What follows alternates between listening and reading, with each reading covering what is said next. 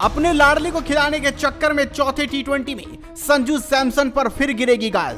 चौथी टी20 में संजू सैमसन फिर बैठेंगे बाहर, गंभीर कराएंगे हर्षित राणा की वापसी। गिल के बार बार फ्लॉप होने के बावजूद मिल रहा मौका, संजू के साथ हो रही नाइंसाफी। संजू सैमसन से कौन सा बदला ले रहे कोच गंभीर, ऑस्ट्रेलिया में ले जाकर पिलवा रहे पानी। होबार्ट में मिली जीत के साथ ही टीम इंडिया ने 5 मैचों की टी20 सीरीज को अब 1-1 की बराबरी पर लाकर खड़ा कर दिया है। सीरीज का चौथा और महत्वपूर्ण मुकाबला अब क्वींसलैंड में 6 नवंबर को खेला जाना है। तीसरे टी20 में भारतीय टीम का प्रदर्शन कमाल का रहा। अर्शदीप सिंह ने गेंदबाजी में कहर बरपाते हुए 3 विकेट अपनी झोली में डाले।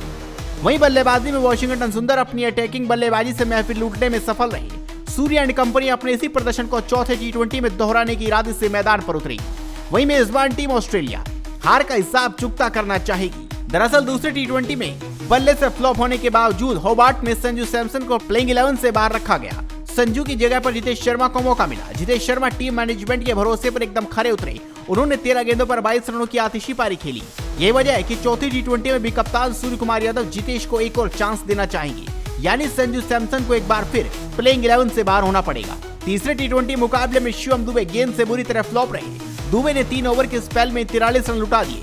वहीं बल्लेबाजी में उनको चांस नहीं मिल सका था। ऐसे में चौथे टी20 में भारतीय टीम हर्षित राणा को प्लेइंग 11 में वापस लाकर अपना गेंदबाजी अटैक मजबूत करने के बारे में सोच रही है। हर्षित ने दूसरे टी20 में बल्ले से भी योगदान दिया और 35 रन बनाए। वॉशिंगटन सुंदर हाथ आए मौके को भुनाने में पूरी तरह सफल रही। उन्होंने महज 23 गेंदों पर 49 रनों की नाबाद ताबड़तोड़ पारी खेल डाली। दूसरी तरफ बात करें शुभमन गिल की, तो शुभमन गिल ने भारत के लिए 3 जनवरी 2023 को श्रीलंका के खिलाफ टी20 में डेब्यू किया था।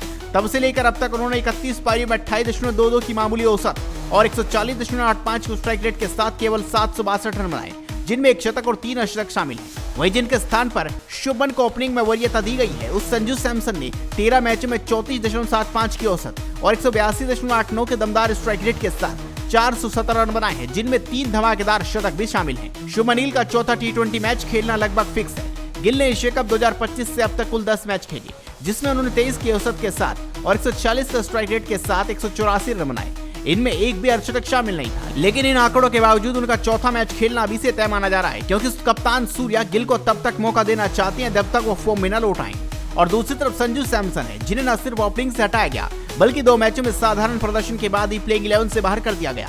ऐसे में सवाल उठने लाजमी है, क्योंकि जहां गिल के बार बार फ्लॉप होने के बाद भी उन्हें मौके मिल रहे हैं, तो संजू को केवल 2 मैच के प्रदर्शन के आधार पर बाहर कर दिया गया।